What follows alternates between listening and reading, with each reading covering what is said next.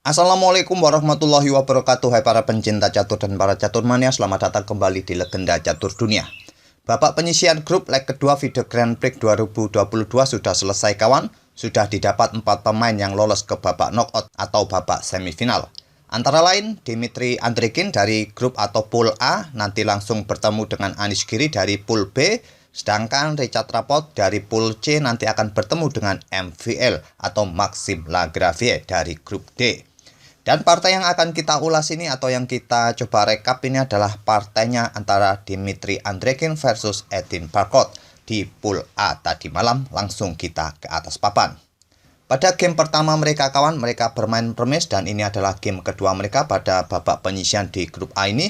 Sekarang Dimitri Andrikin pegang putih mengawali dengan pion D4, dibalas pion D5, kuda F3, pion E6 dan pion C4. Kita temui sekarang kawan, pion D pukul pion C4 dan ini adalah permainan Queen's Gambit diterima atau Gambit Menteri diterima.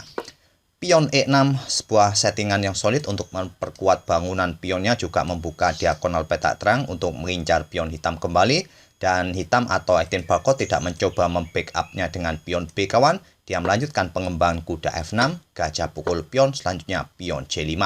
Di sini rokade oleh Dimitri Andrikin dan pion A6. Inilah adalah setup utama dalam permainan Queen's Gambit diterima atau Gambit Menteri diterima. Dan banyak sekali pilihan sekarang bagi putih untuk melangkah kawan. Apakah atau pilihan utama di sini adalah pion A4 untuk menghentikan laju pion B, ataupun di sini kalian juga bisa bermain dengan langkah pertukaran pion, juga membuka tantangan pertukaran menteri, atau melanjutkan gajah mundur ke B3, menteri ke E2, kuda C3 juga bisa jadi pilihan.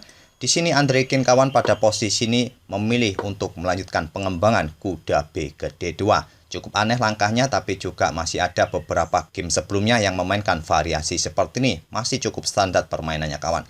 Selanjutnya pion C pukul pion D5 dipukul balik menggunakan kuda agar putih tidak mempunyai pion terpisah di lajur pusat. Atau pada posisi ini bagi hitam kawan, mungkin variasi pion B5 cukup menarik dimainkan oleh hitam untuk mengancam gajah. Dengan ide nanti pion C ini untuk didorong maju ke depan. Ada juga yang memainkannya kawan seperti ini. Selanjutnya gajah di sini bisa mundur ke peta E2 dan jika kalian melanjutkan pion C4 akan dibalas dengan pion A4 oleh putih. Selanjutnya gajah mungkin akan berkembang ke B7, pion pukul pion dipukul balik dan terjadi pertukaran beteng seperti ini. Masih memungkinkan terjadi dalam game seperti ini tadi. Jika pada posisi ini tadi hitam melanjutkan dengan pion B5-nya. Tapi tidak kita temui tadi, kita temui pertukaran pion di sini tadi dan dipukul balik menggunakan kuda. Selanjutnya Edin Barcot mengembangkan gajah gelapnya mengincar kuda agar putih nanti tetap mempunyai pion terpisah jika kuda ini tidak pindah ataupun kuda satunya membackup di peta F3. Andrikin memilih langkah kuda B3 berbalik mengancam gajah, gajah mundur ke E7, di sini gajah putih mundur ke E2 untuk tidak memberikan tempo bagi hitam bermain dengan pion B5-nya untuk membuka diagonal petak terang bagi gajah B7 nanti. Edin Barcot melanjutkan dengan pion B5, persiapan gajah di B7 nanti. Di sini pion A4 langsung menantang pertukaran pion ataupun memberikan pressure bagi pion B5 ini dengan gajah atau pionnya. Diterima langsung oleh Edin Barcot, dipukul balik oleh beteng. Selanjutnya Edin Barcot memilih untuk rokade terlebih dahulu sebelum memindahkan gajah ataupun kuda di petak-petak ini kawan. Karena posisi raja berada di petak pusat sangat riskan untuk mendapatkan serangan. Jadi mengamankan raja terlebih dahulu merupakan prinsip dasar dalam permainan catur. Selanjutnya di sini kuda C4 lanjut Andrikin membuka tantangan pertukaran menteri kawan, ditolak, diblokade oleh pengembangan gajah D7. Di sini beteng mundur ke A1 menghindari ancaman gajah. Selanjutnya adalah kuda berkembang ke C6. Andrikin melanjutkan langkah kuda D2. Sebuah manuver kuda yang cukup menarik dan cukup aneh kawan. Kuda tadi harusnya ada di peta F3, kemudian bergerak ke peta D4, lari ke peta B3, sekarang mundur ke peta D2, kemungkinan juga akan dipindah lagi ke peta F3. Atau juga memberikan kesempatan bagi pionnya ini maju untuk membackup kudanya ini, mengosongkan petak bagi gajah berkembang ke peta B2, ataupun juga mengosongkan lajur diagonal gelap ini bagi gajah untuk bermain di diagonal A3 F8 nanti. Etin Bakot membalas dengan langkah kuda ke D5, menempatkan kudanya di petak pusat. Persiapan gajah ditempatkan di diagonal ini mungkin dibalas dengan langkah kuda F3. Di sini kuda B4, lanjut Etin Bakot menempatkan kudanya untuk mendapatkan penguasaan ruang kawan untuk mengontrol petak-petak terang ini dengan kudanya. Dan juga di sini gajah D2, lanjut Andrikin langsung ingin mengeliminasi kuda yang cukup mengganggu di areanya ini. Etin Bakot membackup-nya dengan menteri B8, selanjutnya kuda ke E5 untuk mengincar gajah terang. Di sini gajah bergerak ke B5 menantang pertukaran gajah terang. Langsung diterima oleh Andrikin, dipukul balik menggunakan menteri. Dan pion-pion ini kawan sekarang juga sudah menjadi pion lemah. Siapakah yang lebih cepat bisa merebut pion-pion ini? Kita lihat saja di langkah berikutnya. Di sini Andrikin melangkah kuda D4 menyerang menteri. Menteri mundur ke B7, sekarang menteri ke B3. Mencoba memberikan pressure bagi kuda yang ada di petak B4 ini. Walaupun kuda ini cukup kuat kawan dengan dukungan kuda atau saudaranya, gajah juga menteri di sini. Dan di sini Etin Bakot melanjutkan menteri bergeser ke C7. Menghindari satu lajur dengan menteri putih, juga sedang mengincar kuda E5. Kuda di backup oleh saudaranya di F6. Di sini Etin Bakot menggeser beteng ke B8. Jelas persiapan memberikan discover attack atau serangan X-ray. Dijawab oleh Andrikin dengan beteng C1 langsung menyerang menteri. Menteri ke D6 dibalas pion E4 mengancam kuda.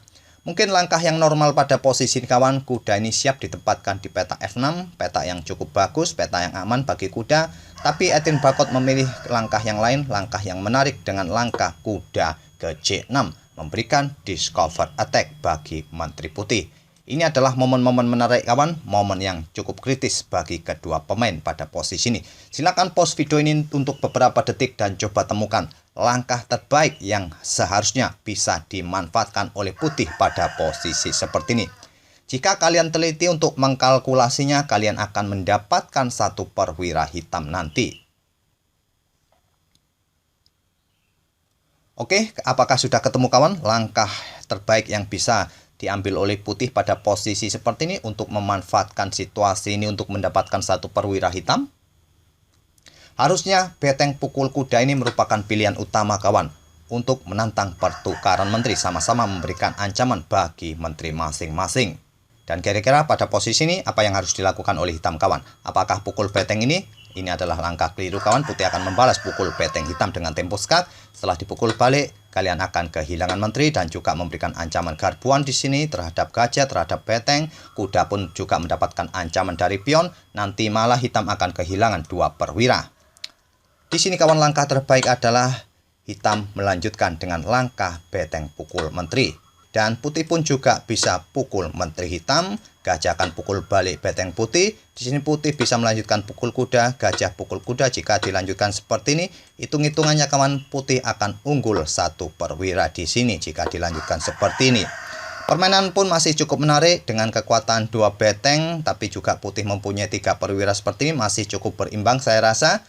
Tapi pada posisi seperti ini kawan, kita lihat di sini putih memilih atau Andrikin memilih mengorbankan menterinya pukul beteng B8 terlebih dahulu. Dan di sini ada 3 pilihan bagi hitam untuk pukul menteri putih ini kawan. Apakah menggunakan beteng, menggunakan kuda atau menteri? Jika menggunakan beteng, maka putih akan melanjutkan pukul kuda ini dengan tempo mengancam menteri. Dan selanjutnya setelah menteri ini bergerak, mungkin ke petak D8, maka pion akan pukul kuda ini. Dan putih akan unggul telak pada posisi ini karena sudah mendapatkan banyak perwira hitam. Atau pada posisi ini memukulnya ini menggunakan menteri kawan, sama saja nanti kuda ini akan pukul kuda hitam dan menggarbu gajah serta menteri di sini. Setelah menteri ini bergerak mungkin ke peta ini, pion ambil kuda terlebih dahulu dan putih tetap akan unggul telak karena sudah menghabiskan beberapa perwira hitam kawan. Langkah terbaik pada posisi ini diambil Etin Bakot dengan memukul balik menteri dengan kuda, tapi memberikan jalan bagi beteng untuk melakukan serangan di petak C8 iskak, ditutup oleh gajah, satu-satunya cara yang bagus. Selanjutnya adalah pion pukul kuda. Hitung-hitungannya tadi kawan, menteri putih berkorban pukul beteng hitam ini, hitung-hitungannya putih mendapatkan beteng dan 1 kuda hitam. Di sini Etienne Bacot melanjutkan dengan pukul pion menggunakan pion. Langkah kesalahan, langkah blunder. Langkah terbaik adalah memukul pion ini menggunakan menteri sekaligus untuk membackup betengnya nanti agar kudanya ini bebas bergerak setelah pion ini mungkin didorong maju terlebih dahulu untuk memberikan ruang pergerakan bagi kudanya nanti. Tapi di sini tadi Etienne Bacot memilih memukul pion ini menggunakan pion. Mungkin niatannya dengan adanya pion ini sekarang mendapatkan kontrol di petak-petak ini kawan. Tapi ini adalah langkah kekeliruan dan di sini ada beberapa langkah pilihan kawan bagi putih untuk melanjutkan langkahnya. Apakah beteng C1, beteng E1, beteng ini naik untuk persiapan gajah bergerak ke peta ini juga bisa dilakukan oleh putih. Andrekin memilih beteng C1 dan di sini pion F6 mengusir kuda. Kuda lompat ke C6, lanjut Andrekin, pilihan yang kurang bagus bagi kuda ini kawan. Lari ke peta D3 merupakan pilihan yang bagus bagi kuda ini. Dengan tujuan memberikan backup bagi gajah bergerak ke peta-peta ini kawan, memberikan ancaman bagi perwira yang ada di belakang menteri ini. Tapi Andrekin memilih peta C6 bagi kudanya, memberikan pressure lebih bagi kuda ini. Dan langkah yang harusnya dilakukan oleh hitam pada posisi ini adalah pukul kuda ini. Walaupun dia akan kehilangan betengnya. Tapi pada posisi seperti ini Etienne Bacot memilih memainkan pion A5-nya terlebih dahulu untuk mengontrol petak B4 agar gajah tidak bergerak ke peta ini. Dan dijawab oleh Andrekin dengan langkah beteng D8 menyerang menteri. Menteri ke C7, selanjutnya kuda ke D4. Selain berkoneksi untuk memperkuat kudanya kawan dari ancaman kuda hitam ini, juga niatannya adalah persiapan untuk memberikan garbuan bagi menteri, juga pressure bagi gajah yang ada di peta F8.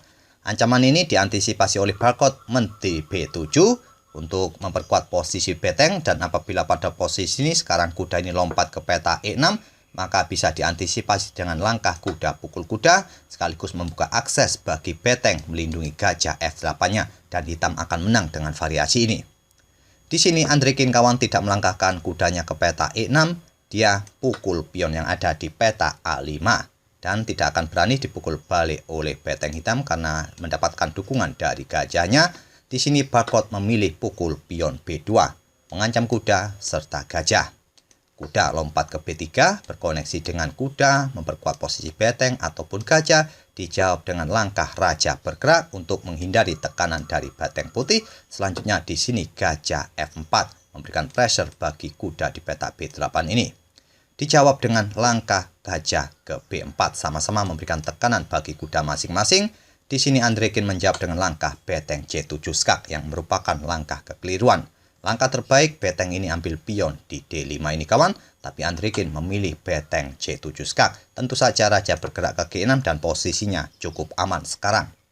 Di sini Andrekin menggeser betengnya ke G8, jelas persiapan pukul pion G7. Dijawab dengan langkah pertukaran gajah pukul kuda terlebih dahulu, dipukul balik oleh kuda, selanjutnya dipukul balik oleh beteng hitam. Kembali membuat langkah kekeliruan Etienne Bacot. Pada posisi ini hitam tidak perlu terburu-buru untuk pukul kuda putih nih kawan. Bisa bermain dengan pion F5 untuk membuka diagonal peta gelap bagi menteri mengawasi pion G7-nya dari ancaman para beteng putih ini. Tapi Etienne Bacot langsung memilih pukul balik kuda putih, dijawab dengan langkah pion G4. Selain membuka pelarian kawan atau peta pelarian bagi raja apabila ada ancaman di baris pertamanya ini, juga posisi pion ini mengawal petak-petak terang ini, petak-petak pelarian raja hitam. Dan posisi raja hitam sudah tidak bisa bergerak lagi di petak-petak ini kawan. Dan pada posisi ini pion F5 masih menjadi pilihan utama. Tapi di sini Etienne Bacot terburu-buru dengan melakukan pengorbanan kuda di D7, yaitu taktik defleksi apabila beteng pukul kuda. Petak C1 sudah tidak ada yang membackup lagi, hanya tinggal gajah nanti. Tapi di sini tetap saja Andrekin berani pukul kuda, dan di sini menteri B1 skak kembali membuat langkah blunder kali ini kawan. Pion F5 bisa jadi pilihan utama, masih jadi pilihan utama. Tapi Bacot memilih melakukan skak, raja naik ke G2, menteri E4 skak, raja naik ke G3. Di sini beteng A3 skak, raja naik ke H4. Sudah tidak ada skak lagi yang bisa dilakukan oleh hitam. Di posisi ini Etienne Bacot menyerah di langkah ke-42. Menterinya sudah tidak bisa membackup pion G7 lagi kawan, karena berada di peta terang sekarang, tidak satu diagonal dengan pion G7 ini. Ancaman skakmat pun sudah tidak bisa dihentikan lagi kawan, hitung-hitungannya 8 langkah lagi akan terjadi skakmat. Kalaupun kalian mencoba melakukan pengorbanan di sini, masih bisa dipukul balik oleh Raja Putih. Dan apa yang bisa dilakukan pada posisi seperti ini? Apakah melakukan skak di sini? Simple Raja naik lagi. Jika sekalian pukul gajah ini, Beteng masih bisa melakukan skak di sini kawan. Dan hanya satu petak yang aman bagi Raja Hitam di sini. Selanjutnya Beteng akan pukul pion ini, hanya tinggal bergeser ke sini saja dan Beteng satunya melakukan eksekusi skakmat. Ataupun pada posisi ini kawan, jika kalian sekarang memainkan pion F5 berharap Raja bisa lari ke peta ini, maka jawaban Putih tetap yaitu Beteng ini akan pukul pion G7 skak. Raja hanya bisa lari ke peta F6, di sini pion didorong maju skak, Raja bergeser dan skakmat di sini. Oleh karena itu, setelah mengkalkulasi situasi rajanya pada posisi ini dan pergerakannya sudah tidak bisa melakukan skak lagi kawan, Edinburgh langsung menyerah di langkah ke-42 ini. Itulah kawan permainan antara Andrekin versus Edinburgh di babak ke-6, babak terakhir, babak penyisian grup. Dan dengan kemenangan ini mengantarkan Andrekin lolos ke babak semifinal dan nanti akan bertemu dengan Anish Giri. Semoga permainan dari kedua pemain ini bisa menghibur kalian di pagi atau siang ini. Kita akan bertemu di video-video berikutnya. Terima kasih. Wassalamualaikum warahmatullahi wabarakatuh.